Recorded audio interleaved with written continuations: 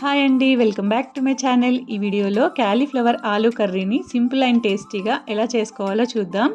ఈ కర్రీ చపాతీతో తింటే చాలా బాగుంటుంది అండ్ ప్రాసెస్ కూడా చాలా ఈజీ.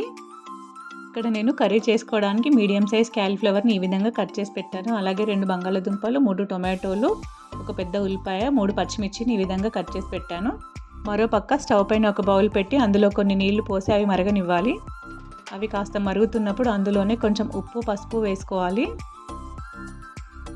ఇప్పుడు ఇందులో మనం ముందుగానే కట్ చేసి పెట్టుకున్న క్యాలీఫ్లవర్ ముక్కలను వేసి ఒక 2 మినిట్స్ ఉంచి స్టవ్ ఆఫ్ చేసుకుంటే సరిపోతుంది.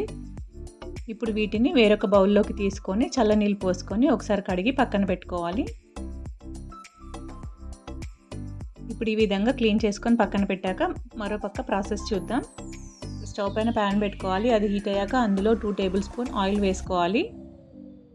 ఆయిల్ హీట్ అయ్యాక ఇందులో 1 టీ స్పూన్ జీలకర్ర, పచ్చిమిర్చి ముక్కలు, అలాగే చిన్నగా కట్ చేసి పెట్టుకున్న ఉల్లిపాయ ముక్కలు, కొంచెం కరివేపాకు వేసి బ్రౌన్ కలర్ వచ్చేంత వరకు వేయించుకోవాలి.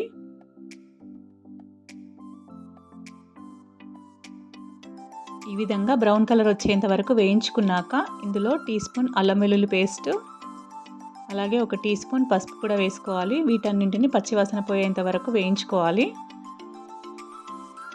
ఇప్పుడు ఇందులో మన రుచికి సరిపడా కారం, రుచికి సరిపడా ఉప్పు, అలాగే టీ స్పూన్ ధనియాల పొడి కూడా వేసుకోవాలి. వీటన్నింటిని బాగా కలపాలి. ఇవన్నీ బాగా కలిపాక ఇందులోనే మనం కట్ చేసి పెట్టుకున్న టొమాటో ముక్కల్ని కూడా వేసుకోవాలి. ఈ టొమాటో ముక్కల్ని కొంచెం సాఫ్ట్ అయ్యేంత వరకు ఒక 2 నిమిషాలు ఈ విధంగా కలుపుతూ మగ్గించాలి.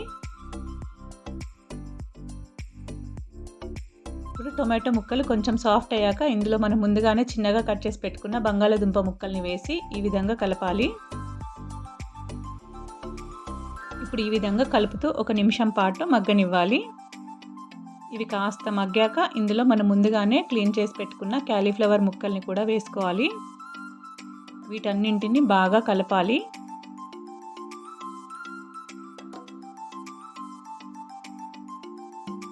ఇప్పుడు వీటన్నింటిని బాగా కలిపిన తర్వాత మూత పెట్టి ఒక 10 నిమిషాలు సిమ్లో పెట్టి మగ్గనివ్వాలి.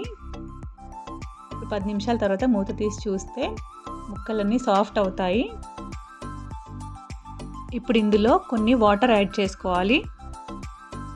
ఈ విధంగా వాటర్ యాడ్ చేసుకున్నాక కలిపి మూత పెట్టి ఒక 15 నిమిషాలు మీడియం ఫ్లేమ్లో పెట్టి కర్రీని మగ్గనివ్వాలి. ఇప్పుడు 15 నిమిషాల తర్వాత మూత తీసి చూసి బంగాళదుంప ముక్కలు ఉడికాయా లేదా అని చెక్ చేసుకోవాలి. ఇప్పుడు ఈ విధంగా చెక్ చేసుకున్నాక చక్కగా ఉడికిపోతాయి. ఒకవేళ ఉడకకపోతే మరొక 2 నిమిషాలు మూత పెట్టి మగ్గించుకుంటే సరిపోతుంది.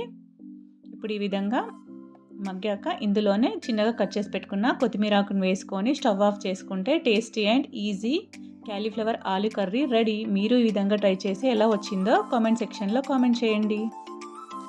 And thank you for watching this video and please like, share and subscribe to my channel. Thank you.